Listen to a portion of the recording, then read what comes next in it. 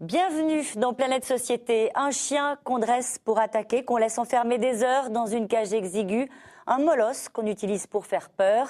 Mais il arrive que l'arme de dissuasion échappe à son maître. On est alors plus près du fait divers que de 60 millions d'amis. Ce sera l'un des thèmes que nous aborderons ensemble.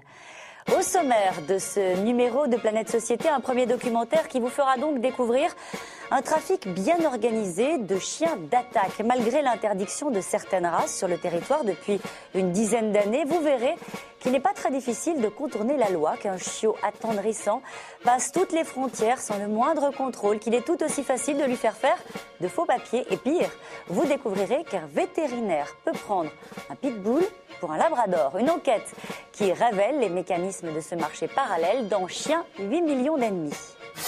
À l'intérieur, des conditions d'élevage bien loin des standards français. Et dans des enclos exigus, une dizaine de chiens, des animaux entièrement dédiés à la reproduction. Des excréments, une odeur nauséabonde. Avec ces conditions de vie, les chiots ont tous les risques d'avoir plus tard des problèmes de comportement et un jour de mordre. Avec les filières et les trafics, les animaux issus de cet élevage finiront peut-être à l'exportation, vers une animalerie ou un revendeur de l'Europe occidentale.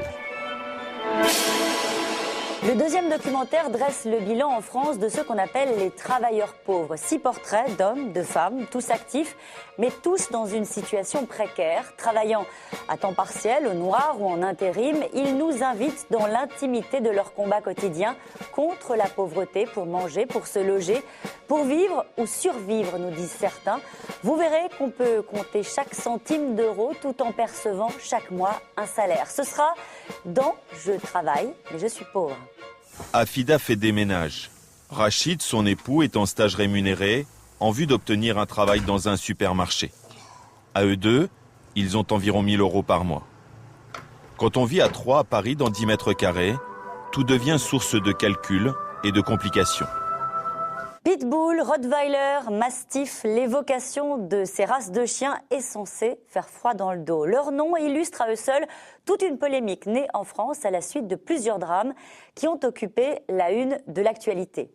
Effet de mode ou effet de loupe à la suite de faits divers, après des mois de débats de spécialistes sur la dangerosité de ces molosses, les pouvoirs publics ont fini par légiférer. Certaines races jugées trop dangereuses sont interdites. Pour les autres, la loi impose une série de précautions aux propriétaires de ces chiens, comme le muselage sur la voie publique ou la déclaration en mairie. Certaines races sont stigmatisées, mais on peut se demander si le système de classification est valable quand on apprend que la race du berger allemand comptabilise à elle seule 17 agressions ayant entraîné la mort. Vous verrez en tout cas dans cette enquête que la législation avait d'abord pour but de rassurer l'opinion, car dans les faits c'est une autre histoire. Il suffit juste de se rendre en Espagne par exemple pour acheter un pitbull qui passera tous les contrôles nécessaires sur le territoire et deviendra, aux yeux de la loi, aussi légal qu'un caniche nain. Si vous croyez que la loi vous protège désormais des molosses, Chien, 8 millions d'ennemis, c'est tout de suite.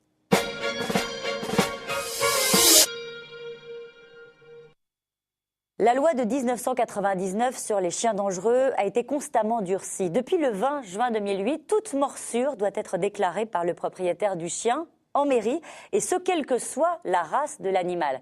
En France, il n'y a aucune comptabilisation officielle des morsures de chiens pour le moment. Cependant, nous venons de le voir, un document officieux circule dans les ministères.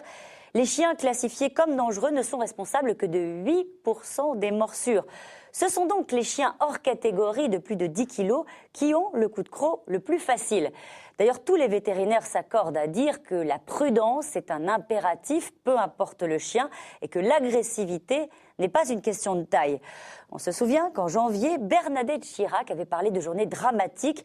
Pourtant, sous antidépresseurs, Sumo, son bichon maltais, avait mordu l'ancien président Jacques Chirac.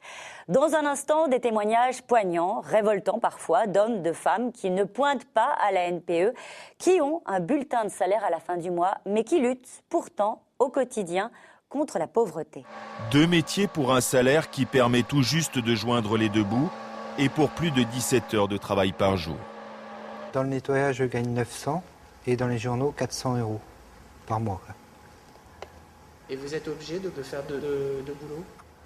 Ah oui, parce qu'avec 900 €, on n'arrive plus. A tout de suite.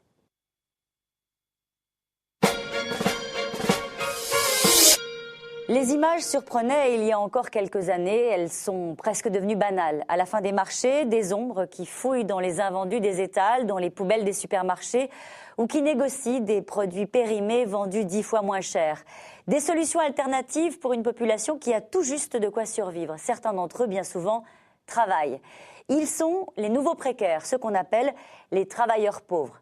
Ils seraient entre 1,5 million et 3,5 millions en France à enchaîner des petits contrats qui ne leur permettent pas de tourner définitivement le dos à la précarité. 80% d'entre eux sont des salariés qui ont travaillé au moins un mois dans l'année. Le phénomène s'accentue, plus 20% de travailleurs pauvres en 3 ans, une augmentation liée à l'explosion des contrats à durée déterminée, des emplois intérimaires qui n'ouvrent pas le droit à l'assurance chômage. Principal touché, les familles monoparentales, autrement dit, les femmes seules avec des enfants ou encore les jeunes. En 2008, pour l'INSEE, vous êtes considérés comme travailleurs pauvres à 880 € mensuels, un chiffre abstrait qui ne recouvre pas la même réalité selon qu'on est seul ou en famille à vivre sur ce salaire. À l'échelle mondiale, le Bureau international du travail considère que les travailleurs pauvres sont ceux qui ne peuvent pas assurer à leur famille plus de 2 $ par personne et par jour.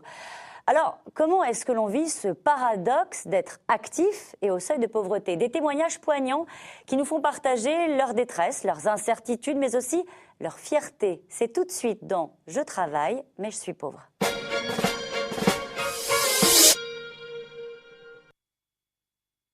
Le haut-commissaire aux solidarités et ancien patron d'Emmaüs, Martin Hirsch, connaît par cœur ces situations de grande détresse que nous venons de voir. C'est pourquoi il a tenu à mettre en place le RSA, Revenu de Solidarité Active, une mesure clairement destinée aux travailleurs pauvres. Il peut prendre la forme d'un complément de salaire. L'idée de base étant qu'un retour à l'emploi ne se traduise pas par une perte d'argent. L'objectif, faire passer 700 000 personnes au-dessus du seuil de pauvreté. Trop tôt pour avoir du recul sur cette mesure. Sur le papier, le principe est séduisant, mais le RSA n'en est encore qu'à ses débuts. Merci de nous avoir suivis. À très bientôt sur Planète.